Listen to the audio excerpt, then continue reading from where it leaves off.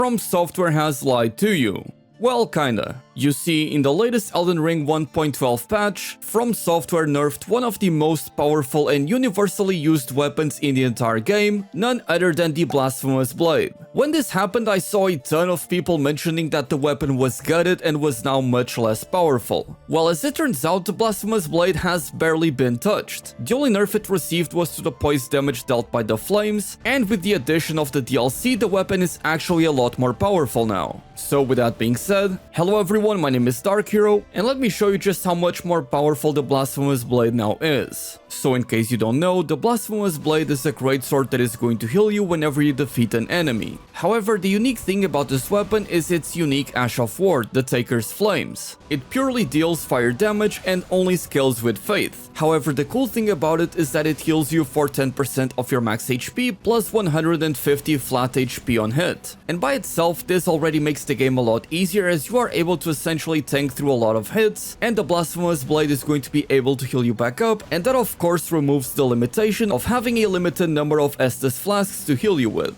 Additionally, if you use the Mimic tier summon, you using the Ash of War is actually going to heal the Mimic tier, and that is of course going to make things even easier for you. But now let's move on to the things that actually make the weapon even more powerful now that the DLC is out. Starting with the Talisman of the Dread. This talisman is going to increase the damage of anything related to magma by 15%, and this is actually going to affect your unique skill, which is pretty fantastic. With this talisman, you'll simply be dealing 15% more damage with no drawback whatsoever. Now the next talisman is going to be the Crimson Ember Medallion plus 3. This one is arguably not as powerful, though it is pretty good with the Blasphemous blade, as it is going to increase your HP based on how much vigor you already have. And at 60 vigor, you're going to be increasing your max HP by 190. Again, it's not really amazing, but given that the amount of HP that you recover from your skill is based on how much HP you already have, being able to recover more HP is always going to be good.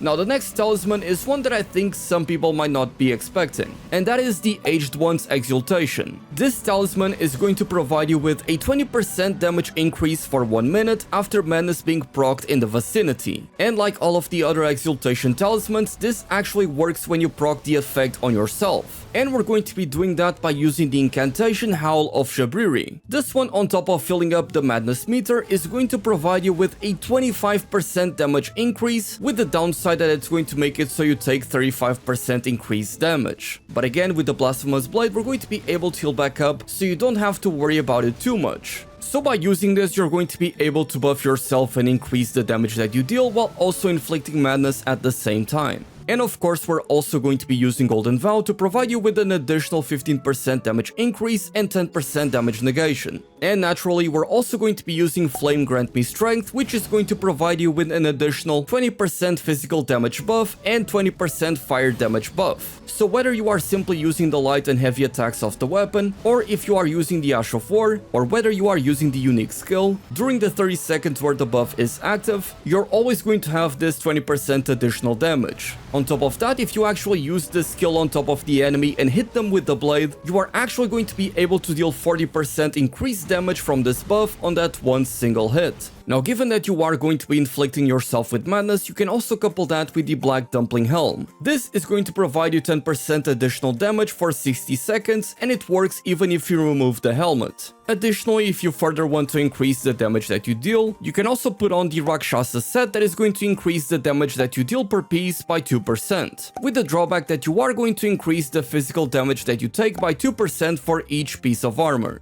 I should also mention the new two-handed sword talisman that is going to provide you with an additional 15% weapon damage. The problem with this talisman, however, is that it's not going to work with the skill, so it's only going to work for whenever you actually hit with the blade of the weapon, so I wouldn't really recommend it for the Blasphemous blade specifically. Now, some other talismans that I would actually recommend would be all of the damage negation talismans depending on which fights you are doing, because hey, the DLC bosses actually hit like a truck, and all of this damage negation is going to come in handy.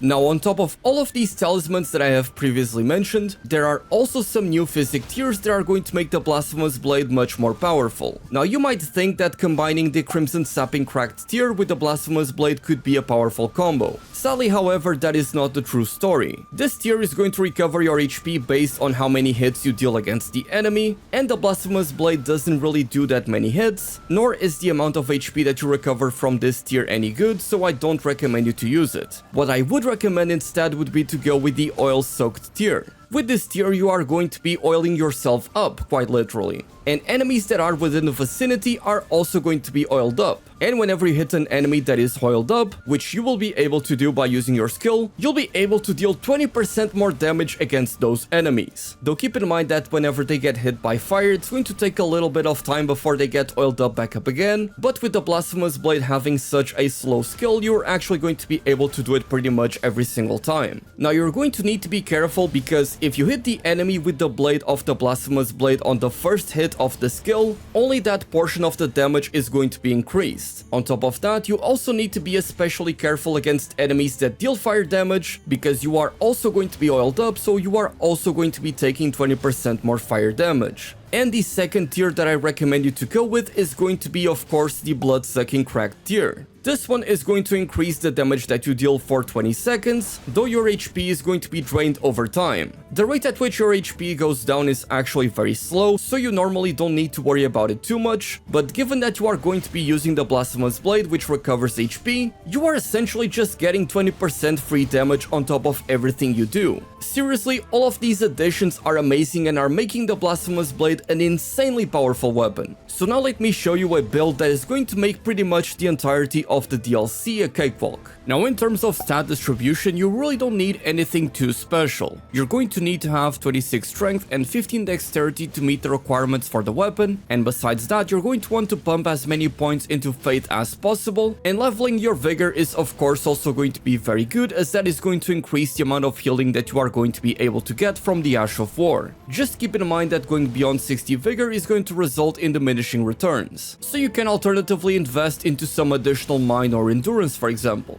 Now, in terms of the actual build, the seal that you're going to go with doesn't really matter, you can go with any one, but if you choose to go with offensive incantations, you might want to go with a different one. For the armor set, again, I'm using the Black Dumpling with the Rakshasa armor set, and for the talismans, I will always go with the Aged One's Exaltation and the Talisman of the Dread, which combined will give you 35% increased damage. Then the Shard of Alexander is going to provide you an additional 15% increased damage to your skill, and if you want to deal as much damage as possible, you will go with the Fire Scorpion Charm, which will boost your fire damage by 12%, with the drawback of increasing the physical damage that you take by 10%. Though again, if you want a safer option, you can always go with the Damage Negation Talisman. And as for the Wondrous Physick, I am of course going to be running with the Oil-Soaked tier, and for the second tier you can either go with the Blood-Sucking Cracked tier, or you can alternatively go with the Flame Shrouding Cracked tier, which is also going to boost the damage of your fire attacks by 20%, but this one is of course only going to apply to the skill itself and not all of the attacks of the weapon. So if you are planning on hitting the enemy with your light and heavy attacks, the Blood-Sucking Cracked tier is of course going to be more beneficial. Lastly, in terms of gameplay, the only one that I would really go with would be the Morgoth's Great Rune, as it is going to greatly increase your max HP, which again is going to combo very well with the Blasphemous blade. So as you can see, at 60 vigor I am sitting at 1900 HP, and now that Morgoth's Great Rune is active, I am sitting at almost 2400 HP. That is a huge increase. And as you can see from the gameplay in the background, it really doesn't feel like the Blasphemous blade has been nerfed. At this point, I really feel like it is one of, if not the best weapon in the entire game, as it trivializes a lot of the content in the game, even including the hardest bosses of the DLC. Now, I know some of you guys are wondering, how is this build going to work against all of the fire enemies in the DLC? Here you can see how well this build is doing against Mesmer, one of the main bosses of the DLC that is of course very resistant to fire damage.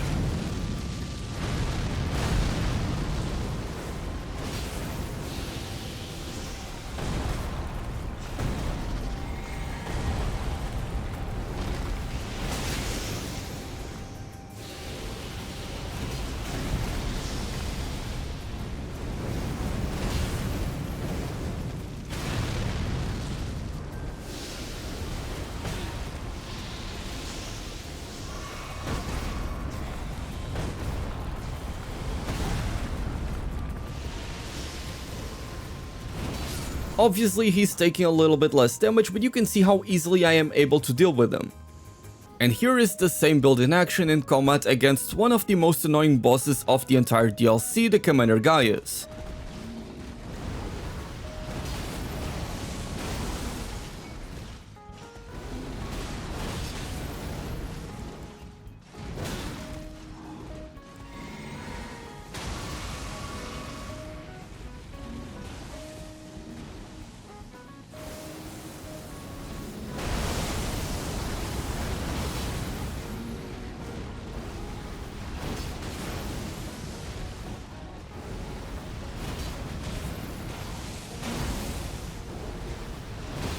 And as you can see, I was able to make short work of him.